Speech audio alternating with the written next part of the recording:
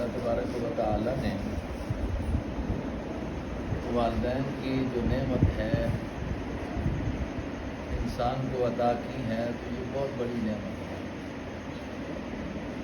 اولاد والدین کے لیے نعمت ہے اور اولاد کے لیے والدین ماں باپ بہت بڑی نعمت ہے،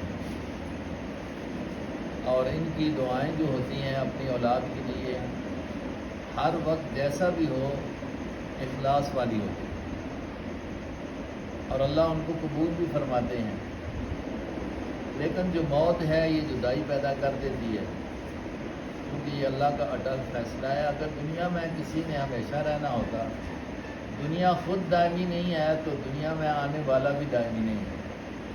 اگر کسی نے ہمیشہ رہنا ہوتا تو جناب محمد مصطفیٰ صلی اللہ علیہ وسلم ہی ہمیشہ رہتے، وہ دنیا سے گئے ہیں۔ یہ موت کا سلسلہ جدائی پر چاہے کوئی بچہ جائے، جوان جائے، بوڑھا جائے، یقیناً صدمہ ہوتا ہے، لیکن حضور پاک علیہ السلام کی تعلیمات میں وہ یہ ہے کہ اس میں صبر کرنا چاہیے، اور صبر جب کرتا ہے صدمے پر تو اللہ تبارک و تعالی اس کو اجر نصیب فرماتے ہیں۔ لیکن اگر صبر نہ کرے، زیادہ روئے پیٹے جیسا کہ ماحول بنا ہوا ہے، تو بجائے اجر ملنے کے الٹا اس کو گناہ ملتا ہے۔ آج ہم نے یہ بچے کا جنازہ کیا آپ کے قریب بدر خان میں، پڑھا ہوگا آپ نے۔ موت تو جو ہے ایک اٹل فیصلہ ہے۔ دیکھیں وہ بچہ کھیل رہا ہے، حافظ قرآن ہے، اللہ کے دین کو حاصل کرنے کے لیے یہاں آیا ہوا ہے، بدری گاؤں ہے سنجوال کے قریب، تو بجلی آسمانی آئی اور وہیں وہ کھیلتے کھیلتے شہید ہو گیا۔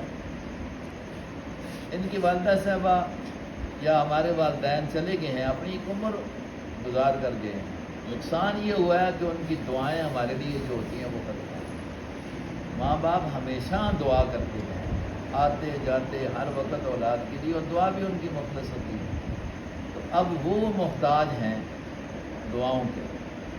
الحمدللہ ان کے لیے ہمارے مفتی صاحب حضرت اللہ جتنے بھی ہیں ماشاءاللہ ایک دین کے ساتھ، خود ان کے والد صاحب ایک دینی نسبتیں رکھتے ہیں، جانے والے اس لحاظ سے خوش نصیب ہیں کہ پیچھے اپنے صدقات جاریہ چھوڑ کے جا رہے ہیں۔ جب بھی انشاءاللہ دعا کریں گے، یاد کریں گے، پڑھتے پڑھاتے ہیں قرآن حدیث اور نبی علیہ السلام کی شریعت کے مطابق، تو یقیناً ان کا پڑھانے میں جتنا ان کی محنت اور محبت اور خلوص تھا، ظاہر ہے کہ اتنی باپ کی نہیں ہو سکتی جتنی کہ ماں کی ہوتی ہے۔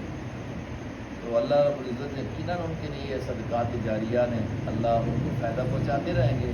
اسی پر آدمی کو تسلی ہوتی ہے کہ وہ ایک کام کر کے گئی ہیں اور اپنے پیچھے اپنے ثواب کا ایک بہترین انتظام چھوڑ کے گئی ہیں، تو اللہ ان کو اس قبر کی اندر راحت نصیب فرمائے، اللہ ان کو صبر جمیل عطا فرمائے، اور ہمیشہ کے لیے ان کو اپنی دعاؤں میں اچھائیوں میں یاد رکھنے کی توفیق نصیب ہے۔ قدرتی بات ہوتی ہے، ماں باپ بھولتے نہیں ہیں، وہ بڑے کمزور لوگ ہیں کہ جن کو ماں باپ بھول جائیں اور ان کو یاد نہ کریں۔